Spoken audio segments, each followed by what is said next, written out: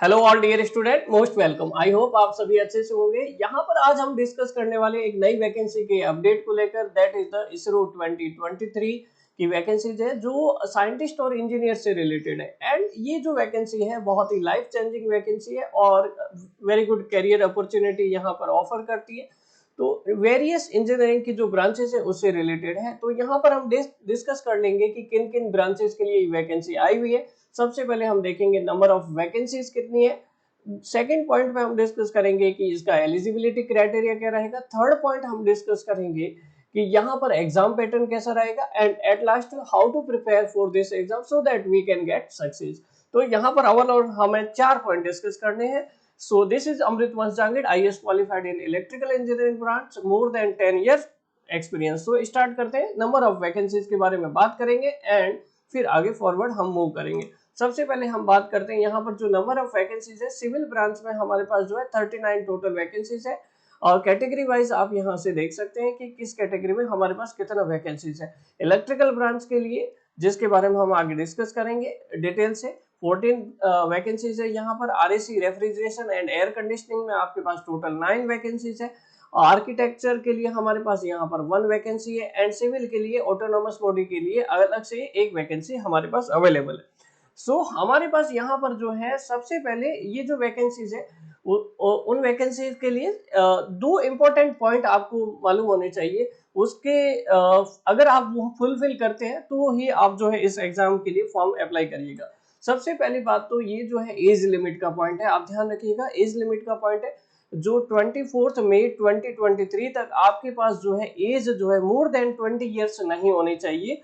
ठीक है, हाँ ये बात ठीक है कि एज रिलैक्सेशन आपको क्लेम कर सकते हो as per the government norms OBC के लिए, या फिर हमारे पास एसटी एससी कैटेगरी के लिए एज पर जो गवर्नमेंट नॉर्म्स होते हैं उसके लिए एज रिलैक्सेशन में आप अप्लाई कर सकते हैं, क्लेम कर सकते हैं। एजुकेशन क्वालिफिकेशन आपको जो है बीई बीटेक होनी चाहिए। आपके पास degree in civil electrical and electronics mechanical engineering with air conditioning and refrigeration architecture in various branches according to हमारे पास जो वैकेंसी है उसके करस्पॉन्डिंग हमारे पास वेरियस जो ब्रांचेस है उसमें फर्स्ट क्लास डिग्री आपके पास होनी चाहिए विद 65% टोटल एंड सीजीपी के रेस्पेक्ट में 6.84 आउट ऑफ 10 स्केल। ठीक है, फ्रॉम ए रिकॉग्नाइज यूनिवर्सिटी। इसका मतलब ये है कि एआईसीटीई एफिलिएटेड होनी चाहिए। हाँ एक बात और कि फाइनल ईयर के स्टूडेंट भी अप्लाई कर सकते हैं यदि उनका रिजल्ट जो है अगस्त 2023 तक आ जाता है।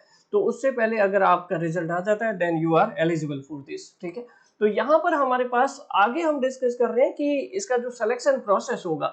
हमने ये तो देख लिया कि हमारे पास एलिजिबिलिटी क्राइटेरिया क्या है, देन सिलेक्शन प्रोसेस जो है उसमें दो मेन स्टेप है या दो मेन स्टेज है। सबसे पहली स्टेज है हमारे पास स्टेज फर्स्ट रिटन टेस्ट होगा। ठीक है, उसमें जितने भी मार्क्स आएंगे उसका आपके पास 50% वेटेज फाइनल सिलेक्शन में हेल्पफुल रहेगा। फिर इंटरव्यू होगा, देन उसका 50% वेटेज आपके फाइनल सिलेक्शन में हेल्पफुल होगा। इन दोनों का 50-50% कंबाइन करके एक फाइनल मेरिट निकाली जाएगी।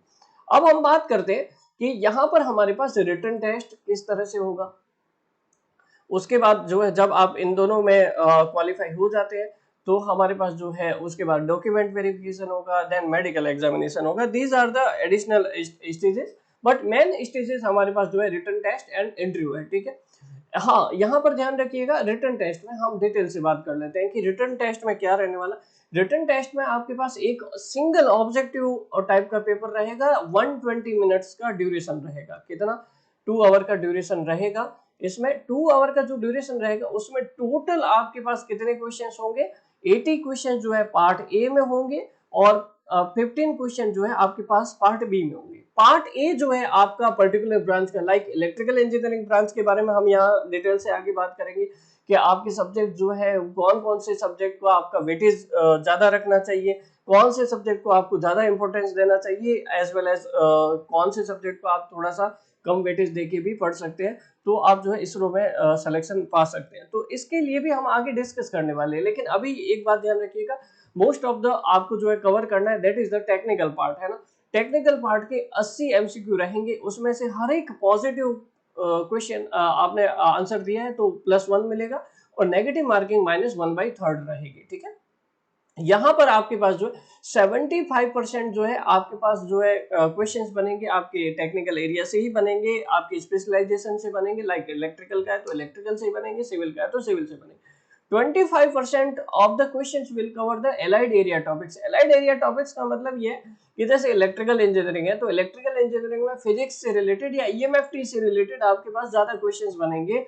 तो अगर आगे हम देखेंगे भी कि जो इसरो का पेपर रहता है उसमें ईएमएफटी का, इलेक्ट्रोमैग्नेटिक फील्ड थ्योरी का वेटेज सबसे ज्यादा रहता है। सबसे इंपॉर्टेंट जो सब्जेक्ट रहता है जिससे इंजीनियर्स दूर भागने की कोशिश करते हैं इलेक्ट्रिकल इंजीनियर, वही सबसे ज्यादा वेटेज वाला सब्जेक्ट इसमें रहता है। लेकिन EMFT is not a tough subject, बहुत छोटा सा प्यारा सा सब्जेक्ट है, बस समझने की जरूरत होती है। आगे हमारे पास जो है पार्ट बी में एप्टीट्यूड और एबिलिटी से रिलेटेड टेस्ट रहेगा। उसमें हमारे पास न्यूमेरिकल रीजनिंग से रिलेटेड क्वेश्चन रहेंगे, लॉजिकल रीजनिंग से, डायग्रामेटिक रीजनिंग से, एब्स्ट्रैक्ट रीजनिंग से एंड डिडक्टिव रीजनिंग से। ओवरऑल रीजनिंग का पार्ट रहने वाला। रीजनिंग आप जो हर एक एग्जाम के लिए प्रिपेयर करते ही हैं तो कोई बड़ी बात नहीं है। हाँ, ये अच्छी बात है कि इसका जो है इस सेक्शन में पार्ट बी में कोई भी नेगेटिव मार्क्स नहीं रहेगा। हाँ, पार्ट ए में हमारे पास 1/3 नेगेटिव मार्किंग थी, लेकिन पार्ट बी में जो 20 मार्क्स के 15 क्वेश्चंस रहेंगे उसके लिए हमारे पास जो है यहाँ पर कोई नेगेटिव मार्किंग नहीं रहेगी। तो सो ओवरऑल 2 आवर में आपको जो है 95 क्वेश्चंस करने हैं, 80 from technical part, 15 from non technical part. So ये हमारे पास जो है ऑब्जेक्टिव पार्ट रहेगा किसका, रिटन टेस्ट का। रिटन टेस्ट जब आप क्वालिफाई करते हैं तो 5 टाइम्स जो है आपको इंटरव्यू के लिए यहाँ पर कॉल किया जाएगा जितनी वैकेंसीज है। लाइक आपके पास यहाँ पर इलेक्ट्रिकल में 14 वैकेंसी, तो आपको जो है 70 स्टूडेंट्स को इंटरव्यू के लिए कॉल किया जाएगा। ठीक है, आगे हम डिस्कस करते हैं। यहाँ पर हमारे पास जो है यही हम डिस्कस कर रहे थे कि 1:5 में इंटरव्यू के लिए कॉल किया जाएगा। 50% वेटेज जो है आपका रिटन टेस्ट का रहेगा फाइनल सिलेक्शन में, और 50% वेटेज जो है इंटरव्यू मार्क्स का रहेगा। सो हम जो है डिटेल से डिस्कस करते हैं कि इलेक्ट्रिकल इंजीनियरिंग के स्टूडेंट्स को जो है इस वैकेंसी के लिए कैसे प्रिपेयर करना चाहिए।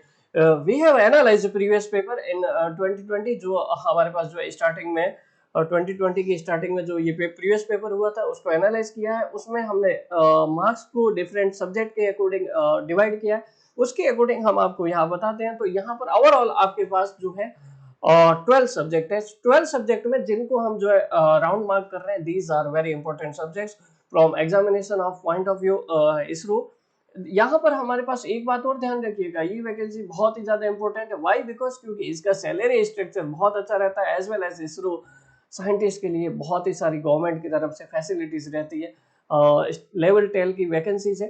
तो यहाँ पर हम जो वापस आते हैं अपने टेक्निकल पार्ट में, जो इंपॉर्टेंट सब्जेक्ट है कौन से रहेंगे। सबसे पहला नंबर का आपको जो है ईएमएफटी को सबसे इंपॉर्टेंट तरीके से, अच्छे से तरीके से कवर करना है, जिसके टोटल 27 क्वेश्चन आपको लास्ट टाइम पूछे गए थे। टोटल टेक्निकल पार्ट में से टोटल 27 क्वेश्चन यहाँ पर पूछे गए थे। उसके बाद सेकंड नंबर पे जो इंपॉर्टेंट आ जाता है that is the electrical circuit. Electrical circuit में भी आप ध्यान रखिएगा, ईएमएफटी में हमारे पास ट्रांसमिशन लाइन से क्वेश्चन बनते हैं, या फिर हमारे पास जो है मैक्सवेल इक्वेशन है उससे ज्यादा क्वेश्चंस बनते हैं। मैं आपको थोड़ा सा आइडिया दे रहा हूँ, इलेक्ट्रिकल सर्किट में transient analysis, AC circuit, sinusoidal AC circuit, उससे ज्यादा क्वेश्चंस बनते हैं। ऐसे टॉपिक्स जिनसे जो है इलेक्ट्रिकल इंजीनियर भागने की कोशिश करते हैं, वही जो है टॉपिक इसरो में पूछे जाते हैं। But these topics are not tough, very simple topic, बस आपको जो है थोड़ा सा टाइम देना पड़ेगा।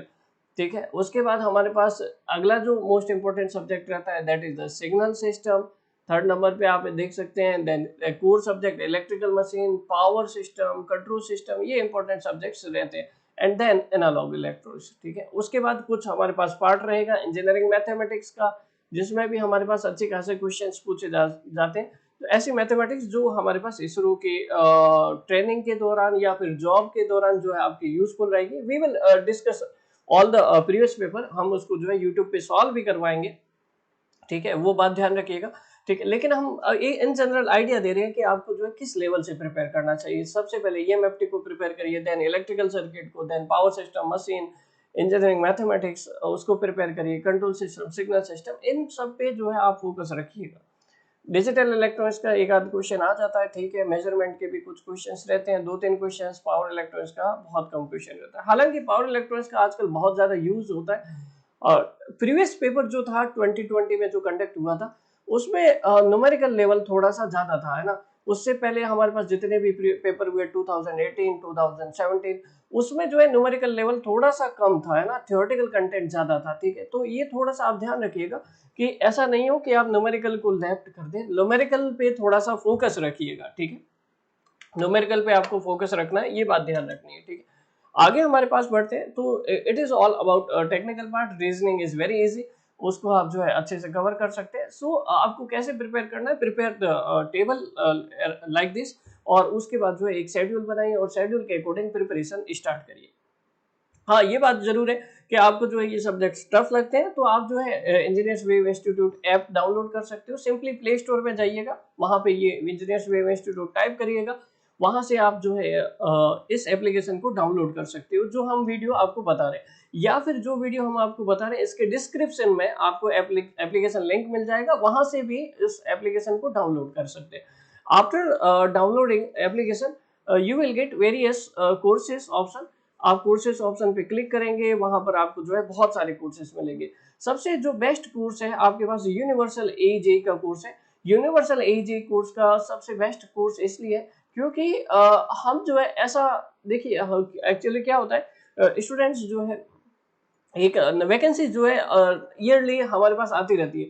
वैकेंसीज आपके पास आरआरबी की भी आएगी, वैकेंसीज एसएससी जेई की भी आएगी, वैकेंसीज राजस्थान से रिलेटेड है तो हमारे पास जो है आरएससीबी की भी रहेगी, आरएसएम एसएसबी की रहेगी, महाजैनको, महाट्रांसको, ये दोनों हो गए। अब डिस्कॉम की भी वैकेंसी आएगी। देन हमारे पास गुजरात से रिलेटेड यूजीवीसीएल पीजीवीसीएल की वैकेंसी, इससे भी डीजीवीसीएल की वैकेंसी अभी आने वाली है। तो ये सारी वैकेंसी आने वाली है। जीपीएससी पॉलिटेक्निक लेक्चरर की ये भी वैकेंसी आने वाली है। सो डिफरेंट वैकेंसी के लिए अलग अलग कोर्सेज को नहीं प्रिपेयर करने की जरूरत है। मैं आपको सजेस्ट करूंगा universal AEJ course is the best quality content course. It will cover all the lectures of different previous papers as well as हमारे पास जैसे हम यूट्यूब पे हम एक प्रीवियस पेपर की सीरीज भी चलाते हैं, जब हम फ्री होते हैं उसको जरूर कवर करते हैं, है ना। अभी नहीं, 2-3 मतलब काफी दिन हो गए, 7-8 दिन से केवीएस टीजीटी डब्ल्यूई के सिलेबस जो रिटर्न का रिजल्ट आया उसके बाद इंटरव्यू, मॉक इंटरव्यू चल रहे हैं, इसलिए थोड़ा सा मैं उसमें बिजी हूँ। We will continue that series. तो यहाँ पर हम बात कर रहे हैं यूनिवर्सल एईजे कोर्स आप जो है ज्वाइन कर सकते हैं।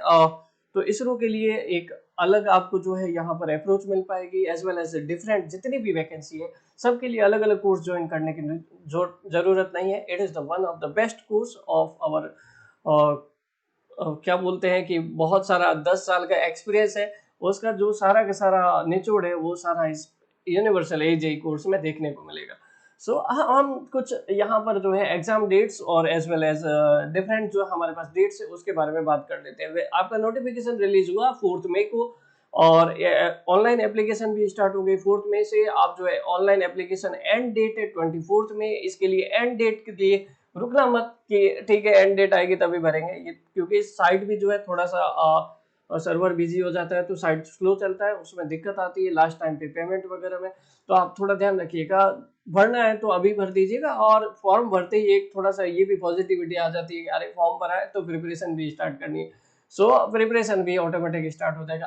अदरवाइज हम सोचते हैं कि फॉर्म भरेंगे, ठीक है इसरो का आया है, 10 दिन बाद फॉर्म भरते हैं, उसके बाद 5 दिन बाद सोचते हैं कि प्रिपरेशन स्टार्ट करनी है कि नहीं करनी है। वेरी इंपॉर्टेंट, बहुत ही बढ़िया वैकेंसी है ये, आपको कैरियर चेंजिंग वैकेंसी है और आपको जो है एक अच्छी पोजीशन पे ले जा सकती है, ठीक है।